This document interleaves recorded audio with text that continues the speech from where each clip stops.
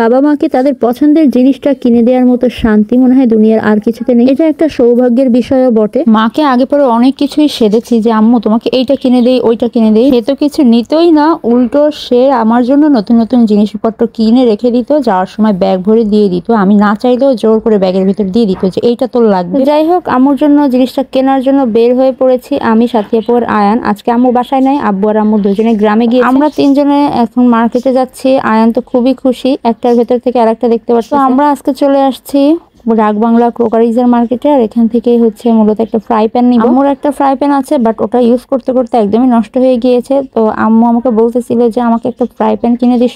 তো আম্মু বলার সাথে সাথে ভাবলাম যে কিনে দিই, কখন আবার মত ঘুরে যায় যে না লাগবে না। তো এখানে একটা দোকানে ঢুকে আমি আর সাথে ফ্রাই প্যান দেখতেছিলাম। এখানে প্রথমে কিয়ামের দুইটা ফ্রাই প্যান দেখাচ্ছিল, তো আমরা ভাবতেছিলাম আরো কয়েকটা দোকান ঘুরে তারপরে দেখবো। তো এইটা আমার কাছে কেন জানি না মনে হয় নর্মাল। এখন তো মার্বেল কোডিং এর ফ্রাই প্যানগুলোই চলে।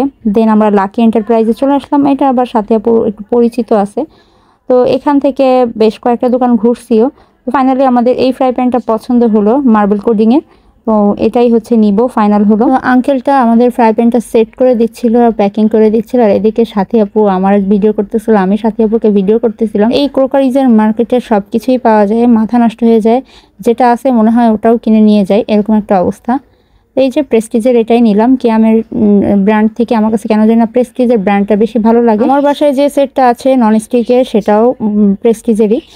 সেটা হচ্ছে জার্মান কোয়ালিটির ছিল। এইদিকে সাথী আপুকে বলতেছিলাম তুই একটু ভালো করে দেখে নে, কারণ আমি যতই ভালো করে দেখে শুনে নেই না কেন বাসায় গেলে কোনো না কোনো খুঁত বের হবে। তো সাথী আপুকে বলতেছিলাম দেখতো প্রেস্টিজ লেখাটা খোদাই করা আছে কিনা, কারণ আমি ঢাকায় যখন কিনছিলাম তখন ওই আঙ্কেলটা আমাকে দেখাই দিছিল যে আসল কিভাবে এবং নকল কিভাবে চিনতে হয়। যদিও আমার মনে একটু খুঁতখুত ছিল, কারণ আমার প্রেস্টিজের ইয়াটা আর এই প্রেস্টিজের ইয়াটা একটু অন্যরকম ছিল। হতে পারে, হয় না একটা ব্র্যান্ডের বিভিন্ন কোয়ালিটি থাকে, সেটাও হতে পারে। তো যাই হোক, এখান থেকে ননস্টিক নিয়ে আমরা এখন চলে যাব আরও একটা জায়গায়। আমাদের আজকে মার্কেটে বেশ কিছু টুকটাক কেনাকাটা আছে, তাই ভাবলাম আজকেই যখন বের হয়েছে আজকেই সব কিছু কাজ একবারে সেরে নিয়ে তারপরে যাই। তো আমি যেহেতু একটু খুঁতখুতানি করতেছিলাম, তো ভাইয়াটা বলতেছিল যদি কোনো সমস্যা হয় আমার সাথে এসে ঝগড়া করে তারপরে চেঞ্জ করে নিয়ে যাবেন, দরকারে টাকা ফেরত নিয়ে যাবেন। তো ওনার এই কনফিডেন্স দেখে একটু মনে সাহস লাগলো যে না, উনি যে কনফিডেন্সে বলতেছে মনে হয় ঠিকই আছে। তো যাই হোক, আমরা বড় বাজারের ভিতরে হাঁটতে হাঁটতে সাথীর দোকান দেখে আয়ান হুট করে বলে উঠলো মামনি তুমি না আমাকে সাথী কিনে দিতে চাইছিলা।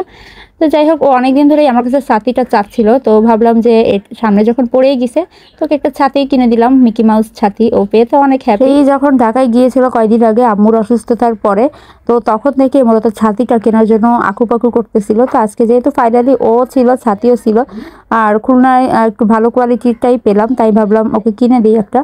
তারপরে আমরা বড় বাজারে শাড়ির মার্কেটে আসলাম। শাড়ির মার্কেটে এসে একটু থান কাপড় দেখতেছিলাম নকশি কাঁথা সেলাই করার জন্য, বাট ওইখানে হচ্ছে খুব ভালো কাপড় ছিল না, প্লাস হচ্ছে দামটাও অনেক বেশি চাচ্ছিল। আর এই বড় বাজার এরিয়াটা সাথী আপুর খুব ভালোভাবেই চেনা, মোটামুটি ও জানে কোথায় কি আছে। তো আমাকে এই দোকানটাতে নিয়ে আসলো, বললো এখানে দামেও কম পাবে আর ভালো জিনিস পাবি।